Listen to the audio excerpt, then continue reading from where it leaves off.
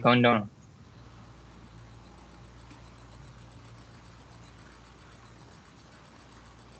Assalamualaikum warahmatullahi wabarakatuh to Madam Akma and my fellow friends. Today my team and I would like to present on our group essay entitled How to Speak Japanese Language Fluently. There will be three of us, which is Muhammad Abidinsafwan bin Maizurin, Tuan Muhammad Aiman bin Tuan Marizam, and I am Ahmad Ridwan bin Muhammad Fauzi. To start our presentation today, please Abidinsafwan to present our essay's introduction and background at once. Present point number 1, which is study group. Thank you, Ahmad Ridwan. Hi there. I am Abidinsafwan will be presenting on the essay introduction and background. First of all, our essay title is How to Speak Japanese Fluently. For the first, the hook for our essay is from Frank Smith. He once said, language is not a genetic gift, it is a social gift. Learning a new language is becoming a member of the club. It means that language are not from our birth giver. It's from society we live in. By learning a new language, like Japanese language, we indirectly become one of the member Japanese culture. After that, the background of essay. The background of essay is about the fact that Japanese is part of altered language. And top three, the most difficult language to learn after Mandarin and Arabic. For the next one, different writing system and grammar structure with English, and one of the good learning Japanese language, we can open up more door and job opportunity. As for the body paragraph, I will presenting on point number 1. Then Tuan Muhammad Aiman will be presenting on point number 2. And finally, Ahmad Ridwan will be presenting on point number 3. We'll go to the paragraph 1. First of all, the topic sentence for this paragraph is study group. The category presented in this paragraph are study by ourselves to build a vibe to learn Japanese language. This can help students to memorize difficult words among the others and help to perfect accent and also pronunciation. For the first in-text citation is by Zhang, January 19, 2016, which explain on the advantage study group by making your own decision on how to study.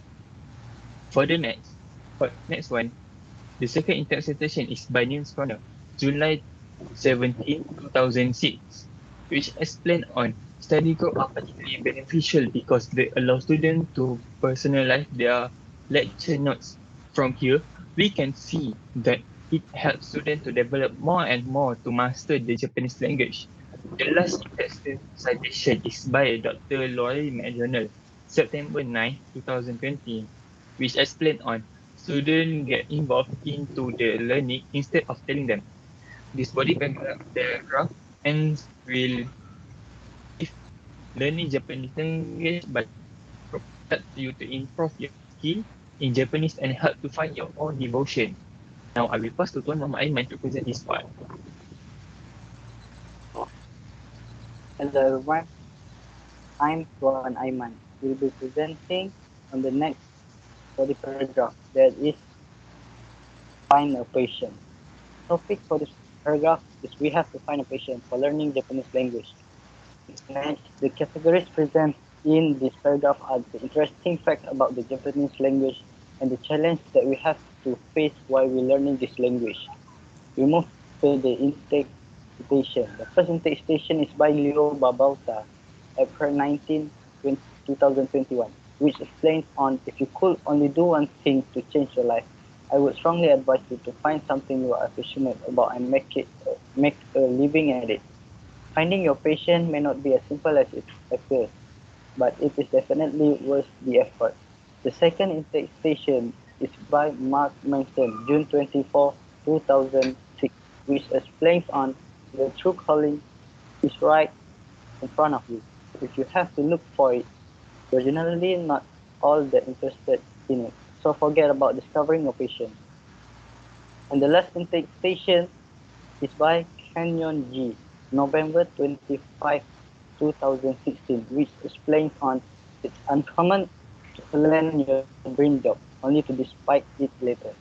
This body paragraph ends with learning Japanese language is really important because the more we learn, the more we expose to the Japanese language, such as grammar, basic kanji, and so on. So I'll pass the talk to Duan. Thank you. Thank you to Tuan Aiman. It's me again, Ahmad Ridwan. I will present the third body paragraph. This is talk while studying. Talk when read and write while studying is such an efficient way to strengthen our memories. The categories presented in this paragraph are mistakes that we do while we're doing this kind of technique and the solution to solve that. Next, for the in-text citation, the first one is from Colin M. McLeod. He said that speaking literal loud helps in the retention of words in long-term memory.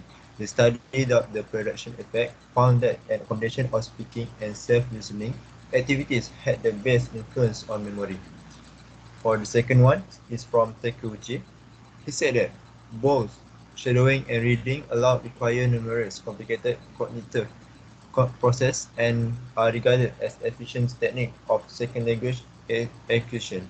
It has been proposed that shadowing and reading aloud involve the working memory system, notably the phonological loop. And the last one is from Rosenthal, who said that when compared to silent reading of new words, the word level approach of decoding new words aloud improves links between spellings, pronunciation, and meanings in memory, especially among poor readers who were less proficient and less inclined to employ this method unless directed to do so. That's all for point number 3, talk while studying. I will pass to Tuan Aiman again to present our essay's conclusions. Okay, it's me again, Tuan Aiman, will be presenting on the essay's conclusion.